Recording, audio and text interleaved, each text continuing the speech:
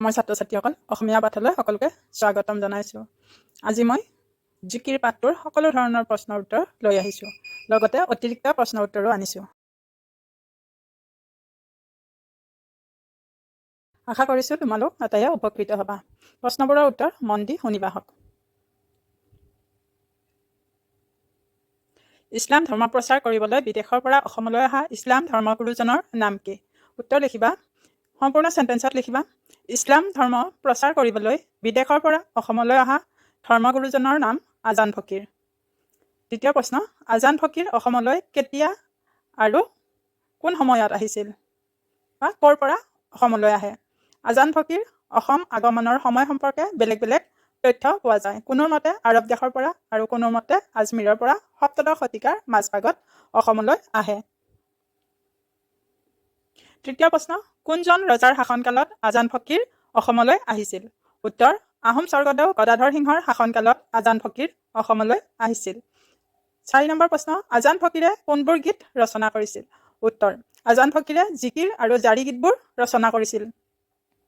আজান ফকীৰৰ আচল নাম কি আছিল? উত্তৰ, আজান ফকীৰৰ আচল নাম হজৰত শ্বাহ মিলন আছিল। আজান ফকীৰক কোনে আৰু ক'ত মছজিদ সজাই দিয়ে? উত্তৰ, আজান ফকীৰক আহোম ৰজা গদাধৰ সিংহই দিখৌমুখৰ সৰাগুৰি চাপৰিত মাটি বাৰী দি মছজিদ সজাই দিয়ে আৰু তাতে তেখেতৰ মৃত্যু হয়। 7 নম্বৰ প্ৰশ্ন, জিকিৰ কাক বোলে? উত্তৰ, জিকিৰ হৈছে অসমীয়া ভাষাত ৰচিত ইছলাম ধৰ্মৰ তত্ত্ব, আদৰ্শ, আচাৰ নীতিৰ ভাৱচিন্তা প্ৰকাশক ভক্তিমূলক গীত। 8 নম্বৰ প্ৰশ্ন, জিকিৰ শব্দটো ক'ৰ পৰা আহিছে? উত্তৰ, জিকিৰ শব্দটো আৰবী জিকৰ শব্দৰ পৰা আহিছে। ইয়াৰ অৰ্থ হ'ল ঘনে ঘনে উচ্চাৰণ কৰা। 9 নম্বৰ প্ৰশ্ন, জিকিৰৰ 3টা বৈশিষ্ট্য লিখা। উত্তৰ, জিকিৰসমূহৰ বৈশিষ্ট্যবোৰ হ'ল জিকিৰসমূহত ইছলাম ধৰ্মৰ মূল ভাৱাদৰ্শ, কলিমাৰ মহত্ব, ইহকাল আৰু পৰকালৰ কৰণীয় কৰ্তব্যৰ বিষয়ে লিখা হৈছে। দ্বিতীয় বৈশিষ্ট্য হ'ল মানৱ জীৱনৰ ক্ষণস্থায়িত্বৰ বিষয়ে জিকিৰসমূহত কোৱা হৈছে। 3 নম্বৰ বৈশিষ্ট্য হ'ল ব্যৱহাৰিক জীৱনৰ নানান উপাদেয় কথা জিকিৰসমূহত প্ৰকাশ কৰা হৈছে। 9 নম্বৰ প্ৰশ্ন, অসমীয়া গীতি সাহিত্যৰ কোনবোৰ গীতৰ লগত জিকিৰ আৰু জাৰি গীতসমূহৰ মিল দেখিবলৈ পোৱা যায়? উত্তৰ, জিকিৰ আৰু জাৰি গীতসমূহত শংকৰদেৱৰ দ্বাৰা প্ৰচাৰিত নৱবৈষ্ণৱ ধৰ্মৰ প্ৰভাৱ পৰিছিল। তাৰোপৰি উজনি অসমত প্ৰচলিত টোকাৰী গীত, দেহ বিচাৰ গীত আদিৰ সুৰৰ সৈতে জিকিৰ আৰু জাৰি গীতৰ সুৰৰ মিল দেখিবলৈ পোৱা যায়। 10 নম্বৰ প্ৰশ্ন হৈছে শব্দবোৰৰ অৰ্থ লিখা। ৰচুল শব্দৰ অৰ্থ হৈছে দেৱদূত বা আল্লাহৰ দূত। মুমিন শব্দৰ অৰ্থ হৈছে বিশ্বাসী মুছলমান। ৰহম শব্দৰ অৰ্থ হৈছে দয়া। কুতুব শব্দৰ অৰ্থ হৈছে ধ্ৰুৱ নক্ষত্ৰ। বান্দা শব্দৰ অৰ্থ হৈছে ভৃত্য, ভৃত্য মানে চাকৰ। 11 নম্বৰ প্ৰশ্ন হৈছে মক্কাৰ দুৱাৰত চাহাব জীৱই মাৰে তালি, যেনে শালে শলৰ লগত দৰিকাৰ টপালি। উল্লিখিত কবিতাভাষীৰ অন্তৰ্নিহিত ভাৱটি বিশ্লেষণ কৰা। উদ্ধৃত কাব্যাংশ আজান ফকীৰৰ ৰচিত জিকিৰ নামৰ কবিতাটোৰ পৰা দাঙি ধৰা হৈছে। শাল আৰু শ'ল হৈছে ডাঙৰ মাছ আৰু দৰিকা হৈছে এবিধ সৰু মাছ। যেনেকৈ ডাঙৰ মাছৰ লগত সৰু মাছ দৰিকণা ভয় আৰু সংশয়েৰে ঘূৰি ফুৰে, তেনে ভয় সংশয়ৰ মাজেৰে এজন ইছলাম ধৰ্মৰ ব্যক্তিয়েও বহুত মানুহৰ মাজত মক্কালৈ আল্লাহক বিচাৰি যায়। কিন্তু তেওঁলোকে নাজানে যে সৎকৰ্মৰ যোগেদি মক্কালৈ নোযোৱাকৈও আল্লাহ পাব পাৰি। মনত বেয়া ভাৱ লৈ হাজাৰবাৰ মক্কালৈ গ'লেও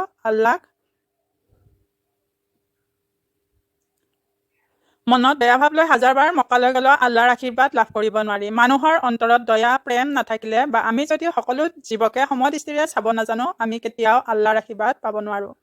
12 নম্বৰ প্ৰশ্নত 3টা ব্যাখ্যা দিয়া হৈছে। তাৰ প্ৰথমটো ব্যাখ্যা হৈছে ক, পানী মৰে পিয়াহত, অগ্নি মৰে জাৰত, খোদা ৰচুল লুকাই আছে মুমিনৰ আঁৰত। উত্তৰ, উদ্ধৃত কবিতাভাষী আমাৰ পাঠ্যপুথি অসমীয়া সাহিত্য চয়নিকাৰ অন্তৰ্গত আজান ফকীৰ চাহাবৰ দ্বাৰা ৰচিত জিকিৰ নামৰ পাঠটিৰ পৰা তুলি অনা হৈছে। সংগতি, এই পদফাঁকিৰ জৰিয়তে আল্লাহ অৰ্থাৎ ভগৱানৰ দৰ্শন তথা আশীৰ্বাদ কিদৰে লাভ কৰিব পাৰি তাকেই ক'বলৈ বিচাৰিছে। ব্যাখ্যা, সাধাৰণভাৱে চাবলৈ গ'লে পানীৰ পিয়াহত মৰা আৰু অগ্নি জাৰত মৰা দুয়োটা অসম্ভৱ কথা। অৰ্থাৎ পানীৰ ভিতৰতে নিজৰ পিয়াহ গুচোৱা শক্তি লুকাই আছে, ঠিক তেনেদৰে জুইৰ উত্তাপকটো নিজৰ ভিতৰতে লুকাই আছে।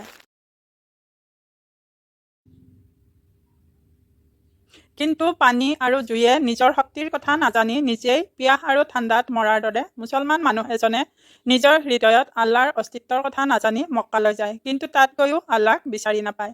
আল্লাহ বা ভগৱান আমাৰ হৃদয়ত থাকে, কিন্তু আমি তেওঁক চিনি নাপালে বা তেওঁৰ অপাৰ মহিমাৰ কথা নাজানিলে এই পৃথিৱী বিচাৰি চলাথ কৰিলেও বিচাৰি নাপাওঁ। বিশ্বাসী মুছলমান এজনে সৎকৰ্মৰ যোগেদি কৰ্তব্য পালন কৰিলে আল্লাহক নিজৰ হৃদয়তে অনুভৱ কৰিব পাৰিব। খ নম্বৰ ব্যাখ্যাটো হৈছে মক্কাৰ দুৱাৰত চাহাব তীৰবেণীৰ ঘাট বেহাব নোৱাৰে তাত মায়াই ভেটেবাট। প্ৰসংগ: উক্ত কবিতাফাকি আমাৰ পাঠ্যপুথি অসমীয়া সাহিত্য চয়নিকাৰ অন্তৰ্গত আজান ফকীৰৰ দ্বাৰা ৰচিত জিকিৰ নামৰ পাঠটিৰ পৰা তুলি দিয়া হৈছে। সংগতি: এই পদফাকিৰ জৰিয়তে কবিয়ে মায়াত আবদ্ধ হৈ জীৱন পাৰ কৰি মানুহে কিদৰে জীৱনৰ শেষ সময়ত আল্লাহক বিচাৰি গৈ হাবাথুৰি খায় তাৰ কথা কোৱা হৈছে। ব্যাখ্যা: তীৰবেণী অৰ্থাৎ ত্ৰিবেণী ঘাট হৈছে হিন্দুসকলৰ পবিত্ৰ তীৰ্থস্থান। হিন্দুসকলে পবিত্ৰ বুলি মানি অহা যমুনা, গংগা আৰু সৰস্বতী নদীয়ে বাৰাণসীৰ যি ঠাইত মিলিত হৈছিল সেই ঠাইয়ে হৈছে ত্ৰিবেণী ঘাট। প্ৰতিগৰাকী হিন্দুৱে যদি এই ত্ৰিবেণী ঘাটলৈ গৈ স্নান কৰিব পাৰে তেন্তে সকলো খণ্ডন হয় বুলি বিশ্বাস কৰে। সেইবাবে পবিত্ৰ মক্কাক ত্ৰিবেণী ঘাটৰ লগত তুলনা কৰা হৈছে। মক্কা হ'ল মুছলমানসকলৰ বাবে এখন পবিত্ৰ তীৰ্থস্থান। মক্কালৈ গ'লে সকলো পাপৰ পৰা মুক্তি লাভ হয় আৰু জীৱনত আল্লাহৰ ৰহম লাভ কৰিব বুলি বিশ্বাস কৰা হয়। কিন্তু এই সংসাৰৰ মায়ামোহত বন্দী হৈ থকা মানুহে মক্কালৈ গ'লেও মনত সুখ শান্তি নাপায়, কিয়নো তেওঁলোকে সংসাৰৰ আন লোকে যোৱা দেখি মক্কালৈ গৈছে হয়, কিন্তু প্ৰকৃত অন্তৰেৰে মুক্তি বা আল্লাহক বিচাৰিব পৰা নাই। সংসাৰৰ লোভ মোহ মায়াই তেওঁলোকক আল্লাহক লগ পোৱা পথত বাধা দিছে, ফলত জীৱই দুখৰ উপৰি দুখহে পাব লগা হৈছে। হজাৰ মইনাটিৰ অনেক যুগতি দেওমাৰি পাৰ হ'লে এৰিলে পিৰিতি। উত্তৰ: উক্ত কবিতা ফাকি আমাৰ পাঠ্যপুথি অসমীয়া সাহিত্য চয়নিকাৰ অন্তৰ্গত আজান ফকীৰৰ দ্বাৰা ৰচিত জিকিৰ নামৰ পাঠটিৰ পৰা তুলি দিয়া হৈছে। সংগতি: উক্ত কবিতা ফাকিৰ জৰিয়তে কবিয়ে মানৱ দেহত আবদ্ধ হৈ থকা অবিনাশী আত্মাৰ মুক্তিৰ কথাকে কৈছে। ব্যাখ্যা: মইনা চৰাইক সজাত বন্দী কৰি পুহি ৰখাৰ দৰে আমাৰ আত্মাকো মানৱ দেহৰূপী সজাত বন্দী কৰি ৰখা হয়। সজা এটাত বন্দী মইনা চৰাই এটাই যিদৰে মিঠা মাত মাতি গৃহস্থৰ মনত আনন্দ দি থাকে, ঠিক তেনেদৰে মানৱ দেহত বন্দী আত্মায়ো নানা ধৰণৰ আচৰণেৰে মানুহৰ শৰীৰটোক আনন্দ দিয়ে। গোটেই জীৱন দেহটোৰ সুখ দুখৰ চিন্তা কৰি দেহটোৰ প্ৰেমত আচ্ছন্ন হৈ থাকে, কিন্তু দেহৰ সৈতে আত্মাৰ এই সম্পৰ্ক ক্ষন্তেকীয়া। এই সম্পৰ্কটো ছেদ হ'লে আত্মাই দেহ ত্যাগ কৰে। জীৱহীন দেহ মূল্যহীন। গতিকে আত্মা বা জীৱহীন দেহক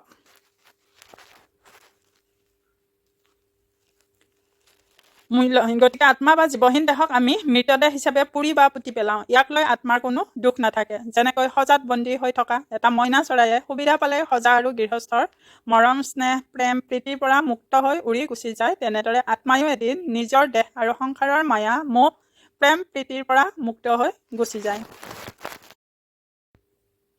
ভাষা বিষয়ক প্ৰশ্ন। সমাৰ্থক শব্দ লিখা। চিন্তু মানে হৈছে চিন্তা কৰা, ভাবা বা স্মৰণ কৰা। ঘাট মানে হৈছে বন্দৰ, পানীৰ জুৱলি, যি ঠাইত মানুহ অহা যোৱা বা নামি পানী ব্যৱহাৰ কৰিব পাৰে সেই ঠাইত ঘাট বুলি কোৱা হয়। প্ৰীতি হৈছে প্ৰেম প্ৰীতি ভাল পোৱা। আসমান হৈছে আকাশ, দৰিয়া হৈছে নদী বা সাগৰ। পিয়াহ মানে হৈছে তৃষ্ণা, বাট হৈছে ৰাস্তা পথ আলি। ভেল হৈছে মৃত্যুৰ হোৱাৰ পিছৰ শৰীৰটো বা দেহটো ভেল বুলি কোৱা হয়। আশা কৰিছোঁ তোমালোকে প্ৰশ্নৰ উত্তৰবোৰ ভালদৰে বুজি পাইছা, আৰু বুজি নাপালে কমেণ্ট বক্সত লিখিবা, মই বুজাই দিবলৈ যত্ন কৰিম।